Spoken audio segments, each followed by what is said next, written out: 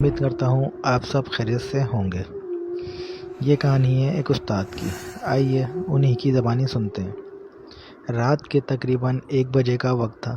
سردیاں اپنے عروج پر تھیں۔ میں مہر پور گاؤں جانے کے لیے بس اسٹاپ پر اتر چکا تھا۔ بس اسٹاپ پر موجود اکا دکا چھوٹی موٹی دکانیں بند ہو چکی تھیں۔ کسی بھی انسان کا شبہ تک نہیں ہوتا تھا۔ دسمبر کی ٹھنڈی یخبستہ چلنے والی ٹھنڈی ہواؤں نے ہر طرف ہو کا عالم طاری کر رکھا تھا۔ میں بس سے اترنے کے بعد پریشانی کے عالم میں اپنا بیگ گھسیٹتا ہوا سڑک کنارے کھڑا ہو گیا۔ نورپور جانے کے لیے مجھے اس سے آگے کا راستہ معلوم نہیں تھا۔ 1 منٹ، میں نے اپنا تعارف تو کرایا ہی نہیں۔ میرا نام حسن علی ہے اور پیشے کے لحاظ سے میں ایک استاد ہوں۔ میری عمر کوئی 33 سال ہوگی۔ شادی شدہ اور 2 بچوں کا باپ ہوں۔ نورپور کے اسکول میں میرا تبادلہ ہوا تھا۔ اسی سلسلے میں نورپور پہنچا تھا۔ اسکول کے پرنسپل نے مجھے خط میں بتا دیا تھا کہ اسکول کا چپڑاسی مجھے بس اسٹاپ پر ٹانگے سمیت ملے گا، پھر وہی مجھے اسکول سے ملحقہ سرکاری رہائش میں لے جائے گا۔ مگر وہ بیچارہ شاید میرا انتظار کرتے کرتے واپس چلے گیا تھا، کیونکہ نورپور جانے والی ایک بس مجھ سے چھوٹ گئی تھی۔ دوسری بس نے مجھے 1 بجے یہاں لا کر کھڑا کر دیا۔ دھند کی وجہ سے ہر طرف بیابان نظر آتا تھا۔ میں پریشانی کے عالم میں جہاں تک ممکن تھا آنکھیں پھاڑ پھاڑ کر چاروں طرف دیکھ رہا تھا۔ سردی سے میری ٹانگیں کپکپانا شروع ہو گئی تھیں۔ یہ اس بات کا اشارہ تھا کہ جلد سے جلد مجھے اپنے لیے ٹھہرنے کا انتظام کر لینا چاہیے، جو کہ فی الحال نظر نہیں آ رہا تھا۔ میں نے بیگ میں رکھی ٹارچ نکالی اور اسے بٹن دبا کر آن کیا۔ اتنے میں میرے کانوں میں لاٹھی ٹیکنے کی آواز آنے لگی، جیسے کوئی بوڑھا شخص آہستہ آہستہ سڑک پر لاٹھی ٹیکتے ہوئے میری طرف آ رہا ہو۔ میں نے ٹارچ کا رخ آواز کی سمت کیا، مگر دھند کی وجہ سے روشنی شرما کر جیسے واپس آ گئی تھی۔ آواز بدستور میری طرف بڑھ رہی تھی، مگر کچھ نظر نہیں آ رہا تھا۔ کافی دیر تک آواز آتی رہی تو میں خود ہی بے چین ہو کر آواز کی سمت بڑھا۔ شاید کسی کو میری ضرورت ہو، جو میری کیفیت دیکھ کر کہکے لگا رہا تھا، اور ساتھ ہی اپنے چہرے سے لپیٹا ہوا کپڑا اتارنا شروع کر دیا۔ جیسے جیسے وہ کپڑا اتار رہا تھا، وہ کپڑا خون آلود ہو رہا تھا۔ پورا کپڑا اس کے چہرے سے اتر چکا تھا۔ اس کی خوفناک شکل دیکھ کر میرے اوسان خطا ہو گئے۔ منہ پر صرف دانت تھے جن سے خون رس رہا تھا۔ اوپر نیچے کے دونوں ہونٹ غائب تھے، ناک کی جگہ بس گڈھے تھے۔ اوپر سے اس کی شیطانی ہنسی جو میری جان نکالے جا رہی تھی، اور اس کے غلیظ چہرے کو اور بھیانک۔ میں نے جلدی سے بیگ چھوڑا اور ٹارچ ہاتھ میں لیے چیختا چلاتا سمت کا تعین کیے بغیر بھاگ کھڑا ہوا۔ جب سے بھاگا تھا تب سے وہ شیطانی بلا نظر نہیں آئی تھی۔ میں گھڑے میں چھپا ہوا تھا کہ اتنے میں ایک بار پھر وہی لاٹھی کی ٹک ٹک ٹک ٹک سنائی دینے لگ گئی، جو ایک بار پھر میری طرف بڑھ رہی تھی۔ سر سے پاؤں تک جسم کے بال مارے خوف کے کھڑے ہو گئے تھے۔ جی کرتا تھا زور زور سے چلاؤں، ساری دنیا کو اپنی مدد کے لیے بلا لوں۔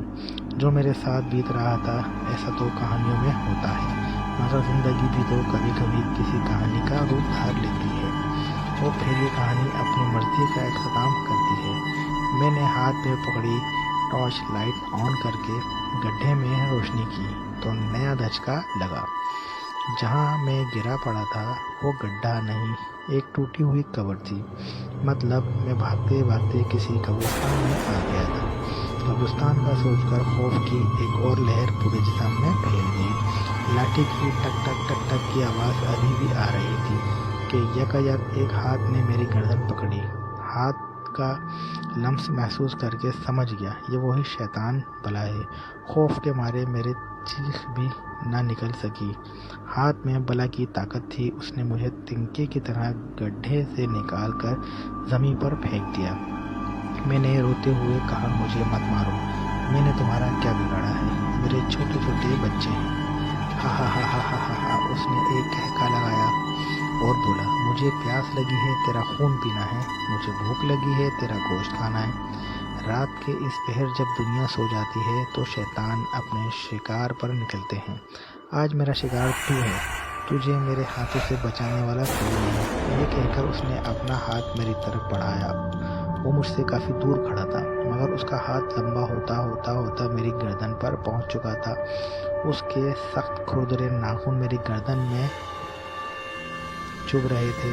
میں نے اس کا ہاتھ پکڑا اور جھٹکا دے کر اپنی گردن آزاد کروائی اور ایک بار پھر کانپتی ٹانگوں سے بھاگنا شروع کر دیا۔ دہشت اور خوف کے مارے قبروں سے ٹکرا کر بار بار گر رہا تھا۔ بھاگتے بھاگتے میری نظر قبرستان میں آگے درختوں پر پڑی۔ وہاں چھوٹے چھوٹے بچے پرندوں کی مانند ٹہنیوں پر بیٹھے مجھے گھور رہے تھے۔ ان کی الوؤں جیسی بڑی بڑی آنکھوں میں بلاغت تلسم تھا جو میری طاقت کو شل کر رہا تھا۔ اس اثنا میں میرا وجود کسی سے ٹکرا گیا۔ پورا قبرستان میرے منہ سے نکلنے والی چیخوں سے گونج اٹھا۔ میں گر کر اٹھ کھڑا ہوا۔ سامنے جو دیکھا تو ایک سفید کپڑوں میں ملبوس نورانی چہرے والے ایک بزرگ کھڑے تھے۔ میں جلدی سے بھاگ کر ان کی طرف بڑھا اور چیخنے لگا، مجھے بچا لو، مجھے بچا لو، وہ شیطانی بلا میرے پیچھے پڑی ہے۔ اس بزرگ نے ہاتھ کی انگلی اپنے ہونٹوں پر رکھتے ہوئے مجھے خاموش رہنے کا اشارہ کیا۔ اتنے میں میرے پیچھے وہی شیطانی بلا لاٹھی سے ٹک ٹک کرتی آ رہی تھی۔ بزرگ نے مجھے کہا، بولو، زور سے بولو، حق ہو اللہ ہو، ہر درد کی دوا اللہ ہو، مشکل کشا اللہ ہو۔ جیسے اس کے منہ سے ہو کی آواز نکلی، درختوں پر بیٹھے بچوں نما پرندے پھڑ پھڑا کر اڑنے لگے۔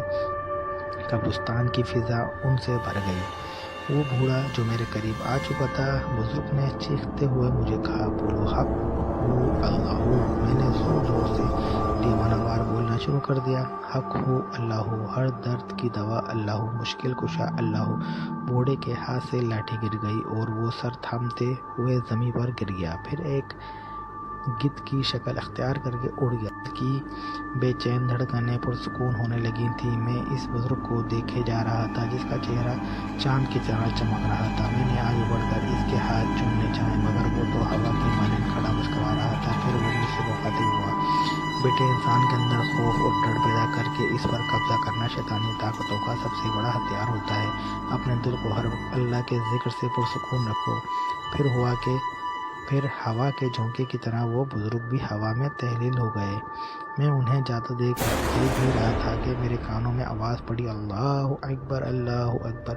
فجر کی اذان اور آواز تھوڑے فاصلے سے آ رہی تھی۔ میں آواز کی سمت چل پڑا۔ تھوڑی دیر میں ایک گاؤں میں داخل ہو گیا جس کے بورڈ پر نور پور لکھا ہوا تھا۔ مسجد کے امام صاحب سے اسکول کے چپراسی کا پتہ معلوم کر کے اس سے اپنے لیے الاٹ کیا ہوا گھر کھلوایا۔ میری حالت دیکھ کر وہ پریشان ہو۔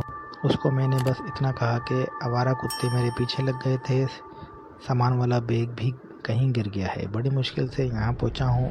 اس نے مجھے اپنے گھر سے